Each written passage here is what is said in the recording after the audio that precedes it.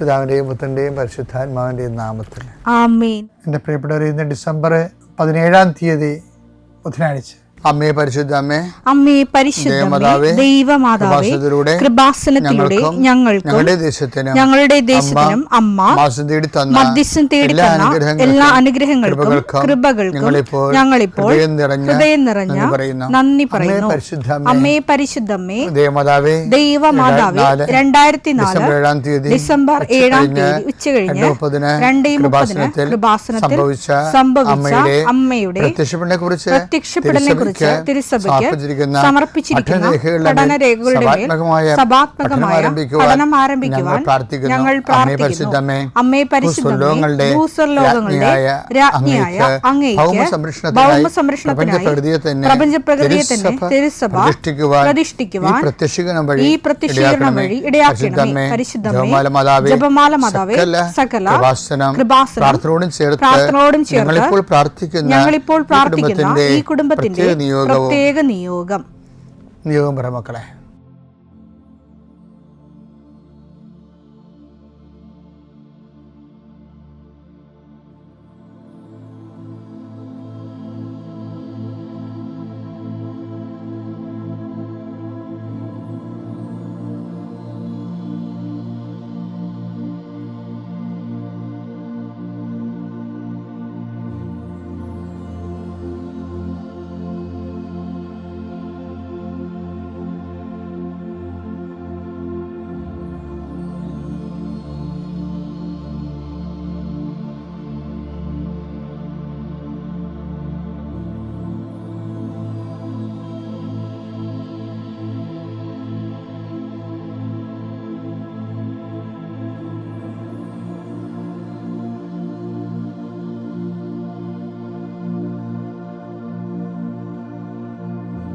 അമ്മയുടെ പ്രത്യക്ഷീകരണത്തിന്റെ ഈ അനുഗ്രഹവേളയിൽ ഞങ്ങൾക്ക് സാധിച്ചു തരുവാൻ കനിയണമേ. ആമേൻ. വിശ്വാസ പ്രമാണം. സർവശക്തനായ പിതാവും ആകാശത്തിന്റെയും ഭൂമിയുടെയും സൃഷ്ടാവുമായ ദൈവത്തിൽ ഞാൻ വിശ്വസിക്കുന്നു. അവിടുത്തെ ഏകപുത്രനും ഞങ്ങളുടെ കർത്താവുമായ ഈശോ മിശിഹായിലും ഞാൻ വിശ്വസിക്കുന്നു. ഈ പുത്രൻ പരിശുദ്ധാത്മാവിനാൽ ഗർഭസ്ഥനായി കന്യകാമറിയത്തിൽ നിന്ന് പിറന്ന് പൊന്തിയോസ് പീലാത്തോസിന്റെ കാലത്ത് പീഡകൾ സഹിച്ച് കുരിശിൽ തറയ്ക്കപ്പെട്ട് മരിച്ച് അടക്കപ്പെട്ട് പാതാളങ്ങളിൽ ഇറങ്ങി മരിച്ചവരുടെ ഇടയിൽ നിന്ന് 3-ാം നാൾ ഉയർത്ത് സ്വർഗത്തിലേക്ക് എഴുന്നള്ളി സർവശക്തിയുള്ള പിതാവായ ദൈവത്തിന്റെ വലതുഭാഗത്തിരിക്കുന്നു. അവിടെ നിന്ന് ജീവിക്കുന്നവരെയും മരിച്ചവരെയും വിധിക്കുവാൻ വരുമെന്നും ഞാൻ വിശ്വസിക്കുന്നു. പരിശുദ്ധാത്മാവിലും ഞാൻ വിശ്വസിക്കുന്നു. വിശുദ്ധ കത്തോലിക്കാ സഭയിലും പുണ്യവാന്മാരുടെ ഐക്യത്തിലും പാപങ്ങളുടെ മോചനത്തിലും ശരീരത്തിന്റെ ഉയർപ്പിലും നിത്യമായ ജീവിതത്തിലും ഞാൻ വിശ്വസിക്കുന്നു. ആമേൻ. സുഖസ്ഥനായ ഞങ്ങളുടെ പിതാവേ, അങ്ങയുടെ നാമം പൂജിതമാകണമേ. അങ്ങയുടെ രാജ്യം വരണമേ. അങ്ങയുടെ തിരുമനസ് സ്വർഗത്തിലെ പോലെ ഭൂമിയിലും ആകണമേ. അന്നു വേണ്ടുന്ന ആഹാരം ഇന്ന് ഞങ്ങൾക്ക് തരണമേ. ഞങ്ങളോട് തെറ്റ് ചെയ്യുന്നവരോട് ഞങ്ങൾ ക്ഷമിക്കുന്നത് പോലെ ഞങ്ങളുടെ തെറ്റുകൾ ഞങ്ങളോടും ക്ഷമിക്കണമേ. ഞങ്ങളെ പ്രലോഭനത്തിൽ ഉൾപ്പെടുത്തരുതേ, തിന്മയിൽ ഞങ്ങൾ രക്ഷിക്കണമേ. ആമേൻ. നന്മ നിറഞ്ഞ മറിയമേ, സ്വസ്തി.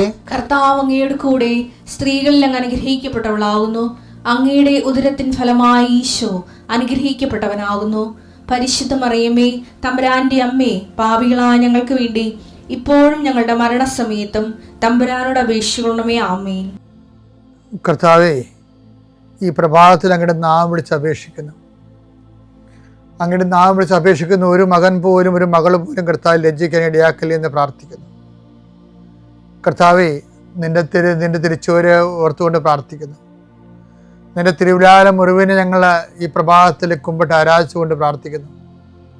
കർത്താവേ, ഞങ്ങൾക്ക് വേണ്ടി ക്രൂശിക്കപ്പെട്ടവനെ, ഞങ്ങൾക്ക് വേണ്ടി തിരുവിലാൽ മുറിവേറ്റവനെ, കർത്താവേ, ഞങ്ങൾക്ക് വേണ്ടി മുൾക്കിട ചൂടിയവനെ, കർത്താവേ, നിന്റെ നാമം വിളിച്ചപേക്ഷിക്കുന്ന ഈ ഭാരപ്പെട്ട മക്കള് കർത്താവേ, ഇന്ന് ഏറ്റെടുക്കേണ്ട ഉത്തരവാദിത്തങ്ങൾ, അധ്വാനിക്കുന്നതിനും ഭാരം വഹിക്കുന്നതിൻ്റെയൊക്കെ വരിക ഞങ്ങളെ ആസ്പിക്കാൻ നടത്തിയ കർത്താവേ, നിൻ്റെ ആശ്വാസം അക്ഷരാർത്ഥത്തിൽ ഈ പ്രാർത്ഥന കൊണ്ട് ഞങ്ങളുടെ മക്കളെ അനുഭവിക്കാൻ ഇടയാക്കണം പ്രാർത്ഥിക്കുന്നു. ഏത് കാര്യത്തിന് വേണ്ടിയാണോ, ഏത് കാര്യത്തിന് വേണ്ടി അങ്ങനെ മക്കൾ ഇപ്പോഴും ഭാരപ്പെട്ടിരിക്കുന്നത്, ആ വിഷയത്തിന് കർത്താവ് ഇന്ന് രാത്രി 7 മണിക്കുള്ളിൽ ഒരു പരിഹാരം ഉണ്ടാകാൻ വേണ്ടി പ്രാർത്ഥിക്കുന്നു.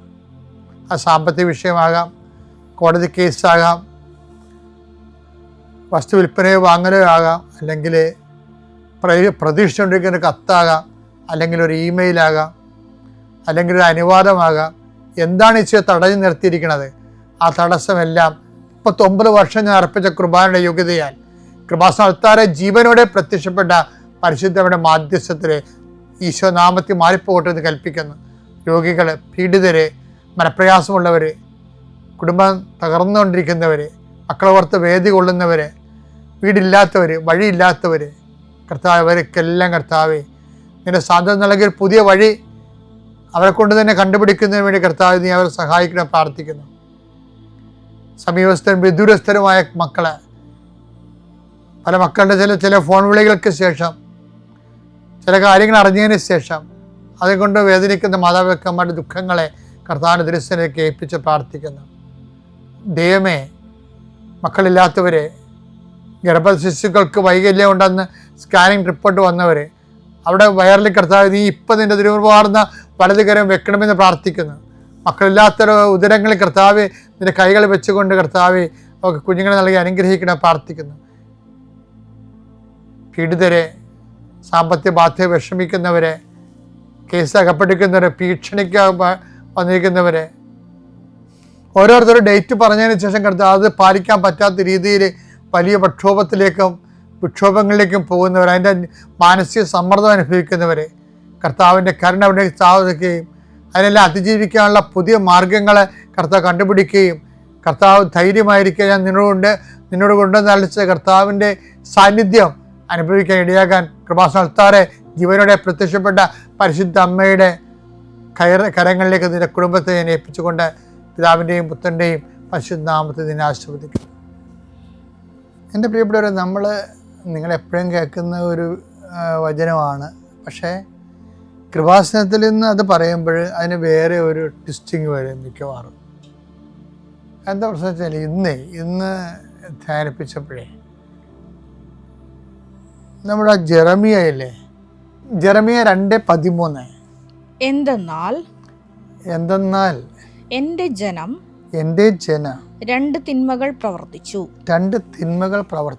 ജീവജലത്തിന്റെ ഉറവയായ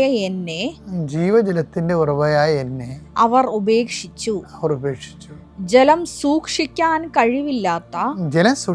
കഴിവില്ലാത്ത പൊട്ടക്കിണറുകൾ കുഴിക്കുകയും ചെയ്തു. ഇത് സാധാരണ ആഭിചാരം, കൂടോത്ര മന്ത്രവാദം, അതുപോലെ തന്നെ മറ്റു തരത്തിലുള്ള വിശ്വാസങ്ങൾ, ഇങ്ങനെയൊക്കെയുള്ള കാര്യങ്ങൾ എക്സ്പ്ലെയിൻ ചെയ്യാൻ വേണ്ടിയാണ് ചില ധ്യാനവേദികളിലൊക്കെ നമ്മളിത് കേൾക്കുന്നത്. എപ്പോഴും അതിൻ്റെതായിട്ടുള്ള അർത്ഥങ്ങളാണ്, കാര്യം അതിന് കുഴപ്പമൊന്നുമില്ല. പക്ഷെ അതല്ല വിഷയം.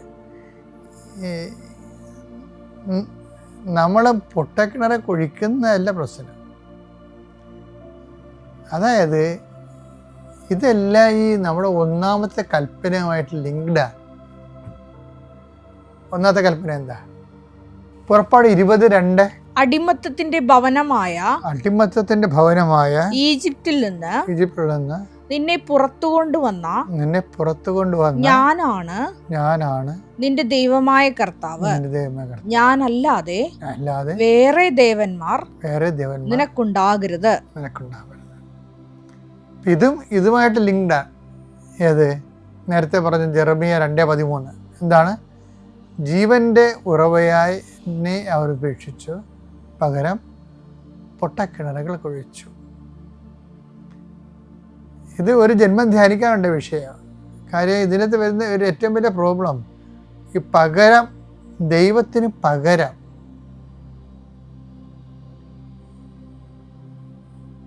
ഒരു അതർ ഗോഡ് എപ്പോഴും ഇങ്ങനൊരു നിഴല് പോലെ നമ്മൾ ഫോളോ ചെയ്യുന്ന ഒരാളാണ് അതർ ഗോഡ്.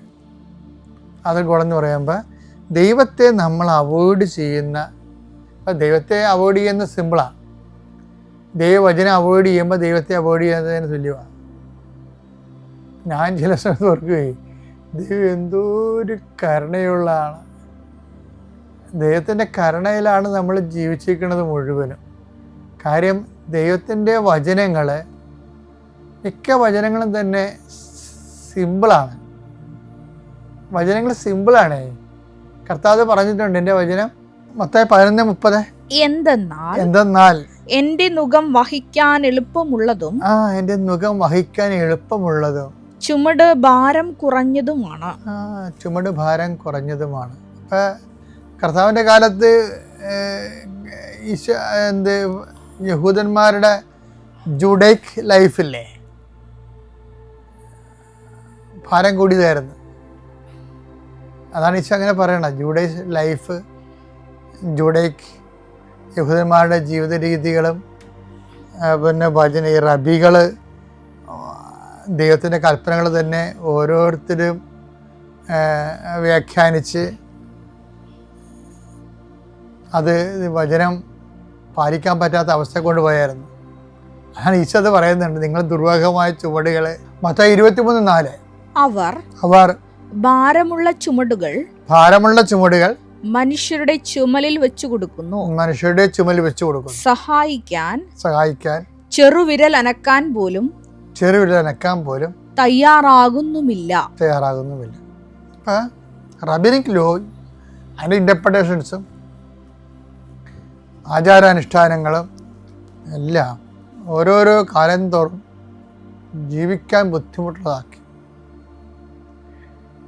ബുദ്ധിമുട്ടുള്ളാക്കുമ്പോൾ ഉണ്ടാകുന്ന പ്രശ്നങ്ങൾ എന്താണെന്നറിയാമോ? നിസ്സാര പ്രശ്നങ്ങളൊന്നുമല്ല. തന്ത്രപരമായിട്ട് ഒരു ദൈവ സംവിധാനത്തിനെ ഒരു പറ്റം ആൾക്കാർ ഹൈജാക്ക് ചെയ്യണതാണ് കാണുന്നത്. വെച്ചാൽ ഒരു മതത്തിൻ്റെ സത്യങ്ങളെ എന്തുമാത്രം സങ്കീർണമാക്കുന്നുവോ അപ്പോഴതനുസരിച്ചുകൊണ്ട് ഒരു പണിയില്ലാതെ ഇത് മാത്രം നോക്കിക്കൊണ്ടിരിക്കുന്ന ജീവിതവുമായിട്ട് മൽപ്പിടുത്തം നടത്തേണ്ടി വരാതെ ജീവിക്കുന്ന ആൾക്കാരില്ലേ, അവരെ സംബന്ധിച്ചിടത്തോളം മാത്രമേ വചനം പാലിക്കാൻ പറ്റത്തുള്ളൂ എന്നുള്ള സാഹചര്യം ഉണ്ടാകും. നാട്ടിൽ നടക്കുന്ന കഴുതവണ്ടിക്കാരനും മത്സ്യത്തൊഴിലാളിക്കും മറ്റുള്ള കഠിനമായി രാത്രിയും പകലും ജോലി ചെയ്താലേ ജീവിക്കാൻ പറ്റത്തുള്ളൂ എന്നുള്ള ആൾക്കാർക്ക് ഇത് പാലിക്കാൻ പറ്റാതെ വരും. ഇത് യഹൂദന്മാരുടെ ഇടയിലും വന്നു, ഇന്ത്യയിൽ നമ്പൂതിരിമാരുടെ ഇടയിലും വന്നു, നമ്പൂതിരി വെച്ചാൽ ബ്രാഹ്മിൺസിൻ്റെ ഇടയിലും വന്നു. അപ്പോൾ അത് വെച്ചാൽ ഒരു ന്യൂനപക്ഷ മതത്തിൻ്റെ ദൈവത്തെ തന്ത്രപരമായിട്ട് ഹൈജാക്ക് ചെയ്യണതാണ്. അതിൻ്റെ ഭാഗമായിട്ടാണ് ഈ വലിയ ഭാരം നിയമങ്ങളെ പെരുക്കിയും വ്യാഖ്യാനിച്ചും ദൈവത്തെ പ്രാപിക്കണമെങ്കിൽ പറ്റാത്ത രീതിയിൽ ആക്കി തീർക്കും. അതാണ് ഈശോ പറയണത്, നിങ്ങൾ വലിയ ഭാരം ജനങ്ങളുടെ മേൽ കെട്ടിയേൽപ്പിച്ചു എന്ന് പറഞ്ഞിട്ട് ഈശോ പറയും, ഞാൻ ആ ഭാരം ലഘുവാക്കുകയാണ്. ആ ഭാരം ലഘുവാക്കുന്നതല്ല, എൻ്റെ മുഖം മധുരവും ഭാരം ലഘുവുമാണ്. അവിടെ എന്താണ് ഭാരമുള്ളത്? ഒരു ഭാരവുമില്ല. ഞാൻ നിങ്ങളെ സ്നേഹിച്ച പോലെ നിങ്ങൾ പരസ്പരം സ്നേഹിക്കണം. അപ്പം സ്നേഹിക്കണമെന്നുള്ള ഒറ്റ സംഭവത്തിൽ ഈശോ ഇതെല്ലാം കൊണ്ടുവന്ന് ഒതുക്കും. ഇനി ആരാണ് എൻ്റെ സ്നേഹിതനെന്ന് ചോദിച്ചാൽ അപ്പോൾ സമരക്കാരൻ്റെ കഥ കൂടി പറഞ്ഞിട്ട് കർത്താവ് സ്നേഹത്തിൻ്റെ സാർവജനീനത ഏറ്റവും കൂടുതൽ സഹായം എത്തുന്ന രീതിയിലേക്ക് അതിനെ ക്രമീകരിക്കും. സിമ്പിളായിട്ടാണ്. അപ്പോൾ ബേസിക്കായിട്ട് മൗലികമായിട്ട് ഇത് സ്നേഹമാണ്. അതുകൊണ്ട് ഈ മാർപ്പാപ്പമാരൊക്കെ ഈ കരുണയെക്കുറിച്ച് പറയുന്നതിൻ്റെ കാരണം ശരിക്കും പറഞ്ഞാൽ സ്നേഹത്തിൻ്റെ തന്നെ ഏറ്റവും ഉദാത്തമായ രൂപമാണ്. കാര്യം സ്നേഹം എന്ന് പറയുമ്പോൾ നമുക്ക് ഈ കരുണയ്ക്കും സ്നേഹത്തിനും തമ്മിലുള്ള ഒരു വ്യത്യാസം എന്ന് പറയുന്നത്, കരുണ നമ്മൾ ഒന്നും പ്രതീക്ഷിക്കാതെ പൂർണ്ണമായിട്ട് അങ്ങോട്ട് കാണിക്കണതാണ്. അതിൻ്റെ അകത്ത് ഒന്നുമില്ല പ്രതീക്ഷിക്കാൻ. ആ ദൈവം നമ്മോട് കാണിച്ചതാണ്. സ്നേഹമാകുമ്പോൾ സ്വാഭാവികമായിട്ട് എൻ്റെ അതൊരു ബയലാറ്റർ, ഒരു റെസിപ്രോക്കലായിട്ടുള്ളൊരു സ്നേഹം കൊടുക്കുന്നവർക്ക് എപ്പോഴും സ്നേഹം കിട്ടണമെന്ന് ഉള്ള ഒരു ആഗ്രഹം അജ്ഞാതമായെങ്കിലും അവബോധ മനസ്സിലെങ്കിലും കാണും. അത് ഒരു മനുഷ്യപ്രകൃതിയാണ്. കരുണയ്ക്ക് അതൊന്നുമില്ല. കരുണ നമ്മൾ അങ്ങോട്ട് കാണിക്കുന്നതാണ്. ഇപ്പം ഞാൻ പറയണത് കുറേശ്ശെയായിട്ട് നമ്മൾ ഇത് എല്ലാവരുമൊക്കെ മനുഷ്യർക്ക് ചെയ്യുന്നുണ്ട്. പറഞ്ഞ് അവസാനിപ്പിക്കാൻ ഉദ്ദേശിക്കുന്നത്, എൻ്റെ മുഖം മധുരമാണെന്ന് ഈശോ പറയണില്ലേ, ഭാരം ലഘുവാണെന്ന്. അപ്പം ഭാരം ലഘുവാണെന്ന് പറയുമ്പോൾ ഇപ്പം നമുക്ക് മനസ്സിലാവും. ഇപ്പം ലൈറ്റ് വെയിറ്റ് ആയിട്ട് എന്തുമാത്രം സാധനമാണ്. പണ്ടൊക്കെ നമ്മൾ ഇസ്തിരി എടുത്ത് 10 കിലോ ഉള്ള തേപ്പൊട്ടിയുടെ അകത്ത് ചിരട്ടക്കല്ലൊക്കെ പൊട്ടി അത് പൊക്കി പിടിച്ച് കുറച്ച് എന്ത് ആയാസത്തിനാണ് തുണി തേക്കണത്. ആ സമയത്ത് ഇപ്പോഴെന്താ പറ്റണത്, ഇപ്പോൾ ഓൺലൈനിൽ മേടിക്കുന്ന തേപ്പൊട്ടി കൊണ്ട് ചുമ്മാ ഇങ്ങനെ ചൂട് അഴയിലിട്ട് തേച്ചുകളെ. അപ്പം ഭാരം ലഘുവായി, സിമ്പിളായി, ലൈറ്റ് വെയിറ്റായി. അപ്പം ലൈറ്റ് വെയിറ്റ് ഇപ്പം പറഞ്ഞാൽ മനസ്സിലാകത്ത ശരിക്കും. അപ്പം ഭാരം ലഘു എന്ന് പറയുമ്പോൾ ഇതിൻ്റെ അന്തഃസത്യം എന്ന് പറയണത്, നമ്മൾക്ക് കർത്താവിൻ്റെ ഏത് കൽപ്പനയും പാലിക്കാം, അനോയിൻറ്റിങ് കിട്ടിയാൽ മതി. അതാണ്. അല്ലാതെ നമുക്ക് കർത്താവിൻ്റെ ഏത് കൽപ്പനയും പാലിക്കാം, പാപമില്ലാതെ ജീവിക്കാം, അതൊക്കെ വലിയ ഭാരമുള്ള പരിപാടികളില്ല. പക്ഷെ എന്താണ്, ഇതിൻ്റെ അനോയിൻറ്റിങ് കിട്ടണം. എപ്പോഴും നിങ്ങൾ നിശബ്ദ ധ്യാനത്തിലെങ്കിലും അനോയിൻറ്റിങ്ങിന് വേണ്ടി പ്രാർത്ഥിക്കണം. ഇപ്പോൾ പാപം ചെയ്യാതിരിക്കാനും പുണ്യത്തിൽ പുരോഗമിക്കാനും എപ്പോഴും നമുക്ക് വേണ്ടത് ഇതിനെ ലഘുവാക്കുന്ന അനോയിൻറ്റിങ്. ആ ദൈവസ്നേഹം കൂടി വരുമ്പോൾ അനോയിൻറ്റിങ് താനേ വരും.